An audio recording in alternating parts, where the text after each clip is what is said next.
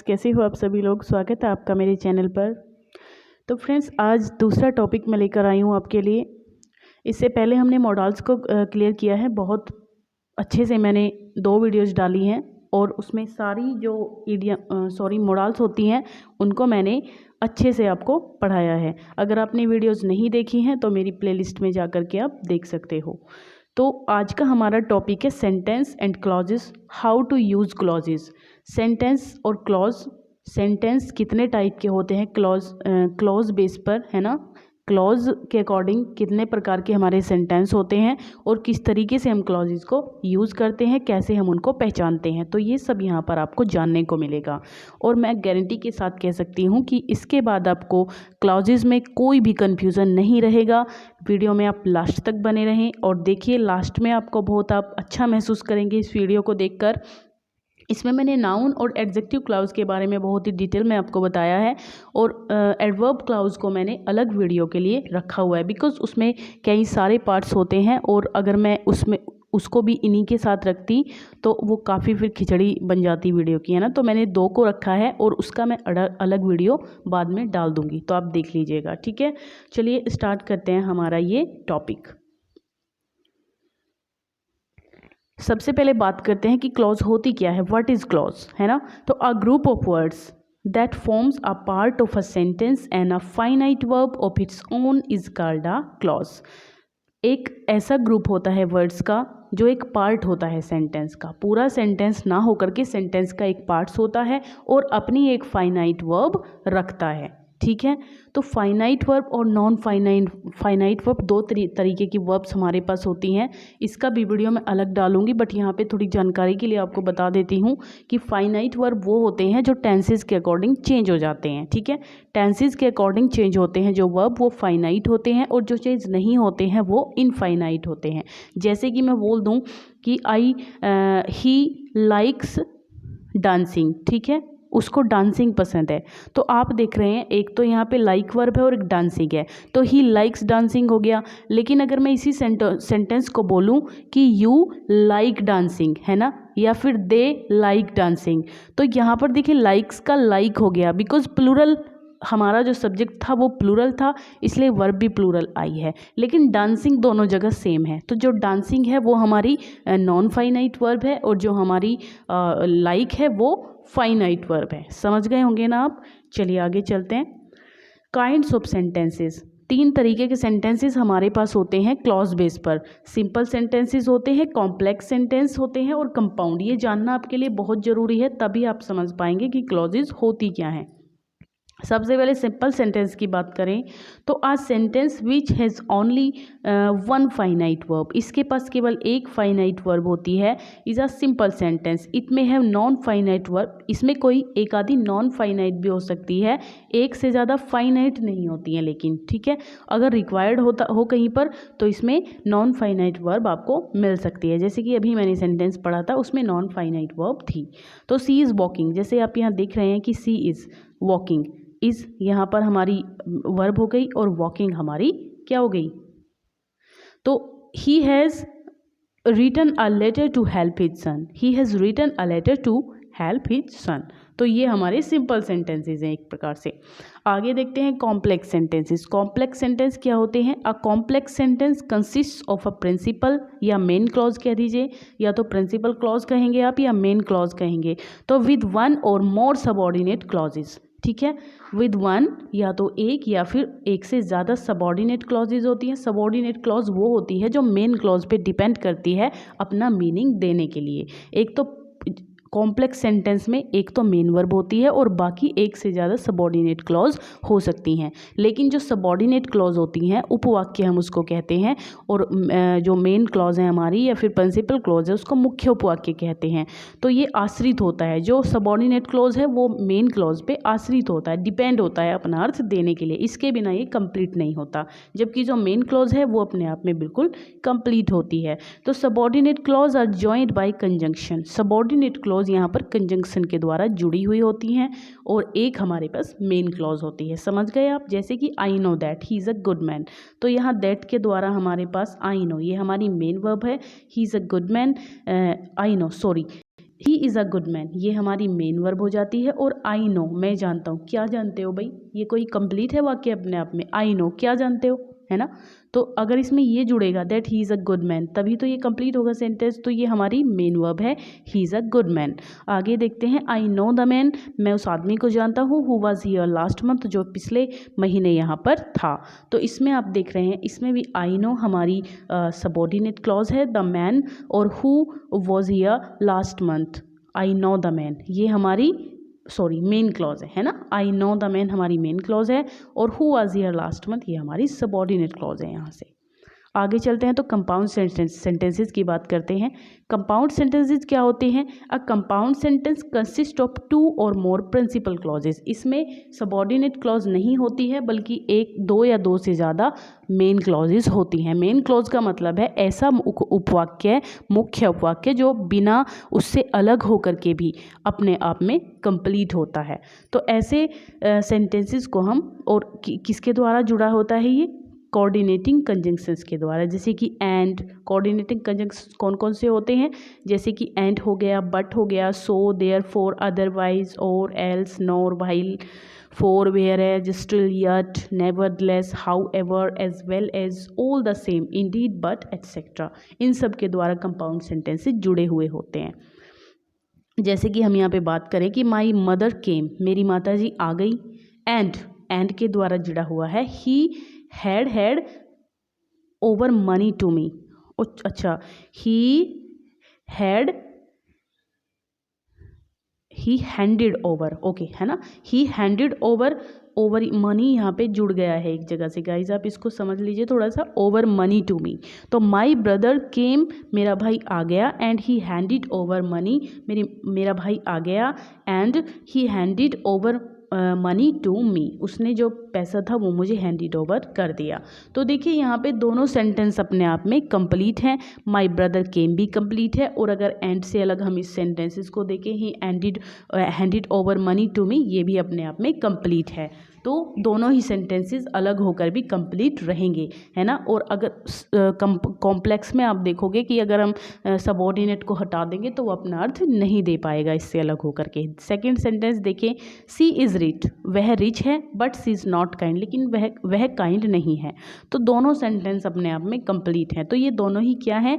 ये दोनों ही हमारी मेन क्लॉजेज हैं, या फिर प्रिंसिपल क्लॉज कह दीजिए। आगे सबऑर्डिनेट क्लॉजेज की बात करते हैं। तो सबऑर्डिनेट क्लॉजेज जो होती हैं वो नाउन क्लॉज होती है। सबसे पहले 3 तरह की होती हैं हमारे पास सबऑर्डिनेट क्लॉजेज। एक तो नाउन क्लॉज होता है, एक एडजेक्टिव क्लॉज होता है, और एक एडवर्ब क्लॉज होता है। तो हम इस वीडियो में 2 नाउन क्लॉज और एडजेक्टिव क्लॉज।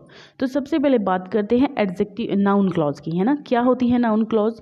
सबसे इसकी जो पहली क्वालिटी है वो ये है कि use the conjunction that if whether, when, where, why, what, whatever, whose, whom, which. जहाँ पर भी ये कंजंक्शंस आपको दिख जाएं तो आप समझ लीजिएगा कि ये सबऑर्डिनेट क्लॉज है। अब आगे देखते हैं टेंस ऑफ द नाउन। अब बी ऑप्शन क्या कह रहा है इसका, कि tense of the noun clause should be in the past. जो टेंस होता है नाउन क्लॉज का वो पास्ट में होना चाहिए। If the verb of the main clause, मतलब मेन क्लॉज की वर्ब अगर पास्ट टेंस में है तो द टेंस ऑफ तो अगर एक सेकेंड ना, शुरू से मैं बताती हूँ आपको। Tense of the noun clause should be in the past if the verb of the main clause is in the past. अगर मेन क्लॉज का जो हमारा टेंस है वो पास्ट में होगा तो हमारी पूरी नाउन क्लॉज जो है पास्ट में होगी, हमारी नाउन क्लॉज भी पास्ट में होगी। और यूनिवर्सल ट्रूथ में ये सब चेंज नहीं होता है, वो अगर प्रेजेंट में है तो प्रेजेंट में ही रहेगा। सी कहता है कि noun clause should never be expressed in interrogative form. Noun clause कभी भी इंटेरोगेटिव फॉर्म को शो नहीं करती है। तो देखते हैं कुछ सेंटेंसेस, इनके थ्रू आपको बिल्कुल क्लियर हो जाएगा। अब आप यहाँ पर देखें, I asked him when he would go there. I asked him, मैंने उससे पूछा, when he would go there, वह वहाँ कब जाएगा। तो आप देख रहे हैं ना फ्रेंड्स कि asked him when he would go there, when के द्वारा ये जुड़ा हुआ है। आई आस्क्ड हिम, मैंने उससे पूछा, he would go, when he would go there. तो ये हमारी क्लॉज हो गई आई आस्क्ड हिम, है ना। तो ये हमारी पास्ट में है, तो ये हमारा पूरा ही टेंस पास्ट में होगा। ये भी रूल था ना। और दूसरी पहली चीज़ क्या थी कि इन जो ये हमारे सबऑर्डिनेट कंजंक्शंस हैं इनके द्वारा जुड़ा हुआ होगा। आगे चलते हैं। I shall not tell you where he lives. मैं तुम्हें नहीं बताऊंगा वेयर ही लिव्स। तो अगर देखें आप, आई शैल नॉट टेल यू, ये अगर प्रेजेंट में है तो वेयर ही लिव्स ये भी प्रेजेंट में ही होगा। Okay. I don't know if he will come. I don't know मैं नहीं जानता हूँ, इफ़ ही विल कम यदि वह यहाँ आएगा। ठीक है, दोनों ही प्रेजेंट में है। अगर ये आई डोंट नो ये प्रेजेंट में है तो इफ़ ही विल कम ये भी प्रेजेंट में है। अब देखें आगे। आई डोंट नो मैं नहीं जानता, whom सी इज़ टीचिंग वो किसे पढ़ा रही है। ठीक है, सी इज़ टीचिंग वह पढ़ा रही है। क्लॉज है आई डोंट नो, ये हमारी सबऑर्डिनेट क्लॉज है। आगे चलते हैं, एडजेक्टिव क्लॉज की बात करते हैं। तो एडजेक्टिव क्लॉज क्या होती है? Adjective clause should be placed after the antecedent. समझ रहे हैं आप? एडजेक्टिव क्लॉज में भी वही वर्ड्स आते हैं जो नाउन क्लॉज से स्टार्ट हो, जिनसे नाउन क्लॉज बनती है, जैसे कि when, where, if, what, where, है ना, हुज, होम, ये सब मैंने बताया आपको। तो इनमें भी वही चीज़ें होती हैं, बट इसमें एक आपको क्वालिटी अलग मिलेगी। Adjective clause should be placed after the, ये हमेशा एक एंटीसीडेंट के बाद आती है। एंटीसीडेंट मतलब या तो वो कोई नाउन होगा या प्रोनाउन होगा। मतलब एक ये देखिए आप, जैसे कि आपने देखा यहाँ पर I shall not tell you, है ना, I shall not tell you where he lives, वह कहाँ रहता है। तो ये यहाँ पर कोई एंटीसीडेंट नहीं है। लेकिन अब इन सेंटेंसों में आप देखना, तो नाउन या प्रोनाउन हमारा एंटीसीडेंट होगा, क्वालिफाइड बाय द क्लॉज, जो एडजेक्टिव क्लॉज के द्वारा क्वालिफाई होगा वो एंटीसीडेंट बिल्कुल इस क्लॉज के जस्ट पहले होता है। तो दोज इज यूज्ड फॉर दे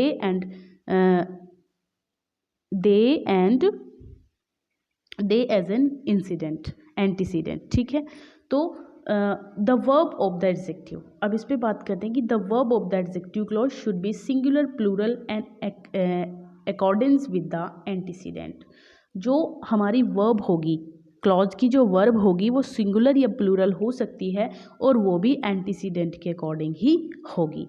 आगे देखिए, सी में बोल रहा है कि यूज़ ऑफ कनेक्टिव्स, इसमें रिलेटिव प्रोनाउंस का यूज़ होता है। यूज़ ऑफ कनेक्टिव के रूप में रिलेटिव प्रोनाउंस का यूज़ होता है। देखिए अब आप कुछ सेंटेंस देखेंगे यहाँ पर। पहले देख लीजिए कि हु, हुज, हुम, ये लिविंग बींग्स के लिए यूज़ होते हैं। विच, ऑफ विच, ये नॉन लिविंग या फिर एनिमल्स के लिए यूज होते हैं। और that, if the antecedent is prescribed by the same, यदि कहीं पर सेम आया हुआ है, एंटीसीडेंट हमारा सेम को प्रेस्क्राइब कर रहा है या ऑल को या ओनली को, same, that, all that, only that, little that, few that, superlative degree हो या किसी चीज़ की, तो इस टाइप से दैट उनके लिए यूज होता है। तो इंटेरोगेटिव प्रोनाउन सम, एनी। ठीक है, why is use for reason, why हमेशा रीज़न के लिए यूज होगा। अगर किसी चीज़ का रीज़न बता रही है क्लॉज तो वहाँ पे वाई यूज़ होगा। वहन कब होगा? अगर टाइम बताया जा रहा है किसी एक्शन का तो वहन यूज होगा। अगर किसी एक्शन का प्लेस बताया जा रहा है तो वेयर यूज़ होगा। ठीक है, और how is used for manner, और काम किस तरीके से किया गया है मैनर बताने के लिए हाउ का यूज़ होता है एंटीसीडेंट के रूप में। ठीक है, चलिए अब देखें, आई नो द टाइम, मैं टाइम जानता हूँ। व्हेन ही विल गो, देखिए अब बहुत ध्यान से देखिए नाउन क्लाउज में क्या था। नाउन क्लाउज में, एक सेकंड, थोड़ा सा पीछे जाके एक सेंटेंस देख लेते हैं हम। आई आस्क्ड हिम, मैंने उससे पूछा, ही वुड गो देयर, वहन, वह वहाँ कब जाएगा, है ना। तो सिंपल सेंटेंस है ये, इसमें कोई दिक्कत नहीं है। वह वहाँ कब जाएगा, इसमें कोई स्पेशलिटी तो नहीं बताई जा रही है, बहुत ध्यान से देखना। इसमें केवल बात कही जा रही है कि मैंने उससे पूछा वह वहाँ कब जाएगा। क्या इसमें कोई आपको किसी नाउन या प्रोनाउन की कोई विशेषता नज़र आ रही है? नहीं आ रही है ना। आई शिल नॉट टेल यू, मैं तुम्हें नहीं बताऊंगा वेयर ही लिव्स, वह कहाँ रहता है। तो इसमें भी एक सीधी सी बात है, कोई विशेषता किसी के बारे में किसी नाउन या प्रोनाउन की नहीं बताई गई है। लेकिन देखिए आप यहाँ पर बड़े ध्यान से देखना, समझना इसको थोड़ा सा। I know the time when he will go, मैं जानता हूँ टाइम को, जब, टाइम को जब। तो ये ही विल गो मतलब जब वह जाएगा, उस टाइम को मैं जानता हूँ। तो जो वहन है वो इस टाइम की विशेषता यहाँ पे बता रहा है, तो इसी के बारे में ये बता रहा है, इसीलिए इसका एंटीसीडेंट हो जाएगा। समझ गए आप? अब देखें आगे। I shall go to the place where my friends lives. I shall go to the place. मैं उस जगह पर जाऊंगा where my friend lives, जहाँ मेरा मित्र रहता है। तो प्लेस, उसी प्लेस पे जाऊंगा जहाँ मेरा मित्र रहता है। तो प्लेस क्या है? एंटीसीडेंट है इस वेयर के लिए। समझ रहे हैं आप? है ना? I know the boy, I know the boy who, I know the boy who, boy की विशेषता बता रहा है हु। ठीक है, बॉय, मैं उस लड़के को जानता हूँ जो केम हियर लास्ट नाइट, रात यहाँ पर आया था। समझे आप? I have invited my friends whose parents are in India, मैंने इन्वाइट किया है माई फ्रेंड्स को whose parents are in India, जिसके पेरेंट्स इंडिया में हैं। उस फ्रेंड्स को, हुज जिसके, उस फ्रेंड को जिसके। ठीक है ना? तो मेरे हिसाब से बिल्कुल आपको ये क्लियर हो जाना चाहिए। मैंने पूरी कोशिश की है कि अच्छे से आपको समझ में आ जाए, है ना? अगर एक बार में नहीं समझ में आए दोस्तों, तो आप इस वीडियो को दोबारा से देख लीजिए। डेफिनेटली दोबारा आप पढ़ोगे तो ये बिल्कुल आपको समझ में आ जाएगा। अगर वीडियो आपको अच्छा लगा है तो प्लीज़ लाइक कर दीजिए, शेयर कर दीजिए वीडियोज़ को। एंड अगर आप मेरे चैनल पे नए हैं तो प्लीज़ सब्सक्राइब करिए, ताकि ज़्यादा से ज़्यादा लोगों तक ये वीडियो पहुंच पाए, है ना? और अच्छे से आप लोग पढ़ पाएँ। Thank you guys, thank you so much video को देखने के लिए।